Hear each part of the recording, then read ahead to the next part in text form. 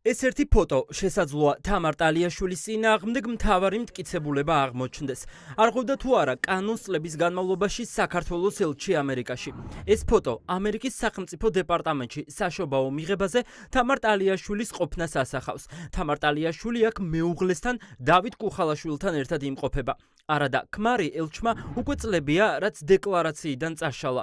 დეკლარაციაში არასწორი მონაცემების მითითება კანონის დარღვევა. ეს ფოტო კი ამ დარღვევის დამადასტურებელი მტკიცებულება. Ცალე გითხრათ, მე არ ვიცი თამარ ტალიაშვილის მეუღლის ბიზნეს საქმიანობის შესახებ, მაგრამ ის რომ რუს ოლიგარქებს ეხმარება იმის თავის სანქციებისაგან თავის აიდება, ეს არის ის აბსურდი, რომელსაც მარტო რა ვიცი, ექსტრემისტები თუ რა ქვია, ვეღარ გავიგე ამ შეთქმულებას საქართველოს წინააღმდეგ მოიგონებენ. სახელმწიფო მდივანთან მიწვეულია, ერთად არიან, ერთად იღებენ სურათებს და საკმაოდ ესეთი საქმიანი და ესეთი რა მიზნით წაშალა ელჩმა დეკლარაციიდან ქმარი? ამ შემთხვევაში მას ეხსნება ვალდებულება ჩაწეროს რა საქმიანობს მისი ქმარი, სად აქვს ანგარიშები და რა შემოსავალი მიიღო. სავარაუდოდ სწორედ ამის გამო მოხდა კანონის დარღვევაც, რადგან თამარ ტალიაშვილს მონაცემები რომ ზუსტად შეევსო, უნდა მიეთითებინა მისი ქმრის სამუშაო ადგილი მოსკოვში და ანგარიშები რუსულ ბანკშიც.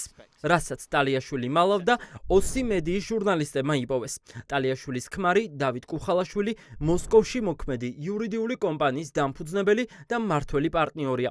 ეს კომპანია სანქცირებულ რუს მილიონერებს დასავლეთის მიერ გაყინული აქტივების დაბრუნებაში ეხმარება. აი, ჩვენ არ ვიჯერეთ, ამერიკელებს თვითონ დავიჯერეთ. რუბიო ნახეთ, ჩვენი ელჩი ნახეთ, მის მეუღლე ნახეთ.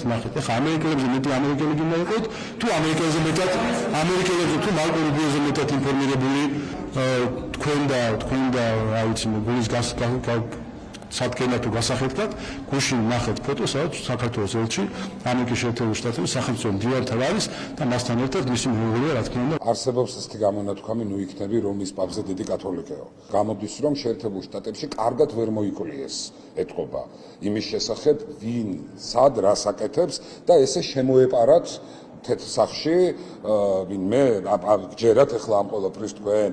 ცოლი საქართველოს ელჩია ამერიკაში, ქმარი რუსული იურიდიული ფირმის მფლობელი, რომელიც რუს სანქცირებულ მილიონერებს ეხმარება. არის თუ არა ეს ინტერესთა კონფლიქტი? ახლა ჩნდება კითხვა.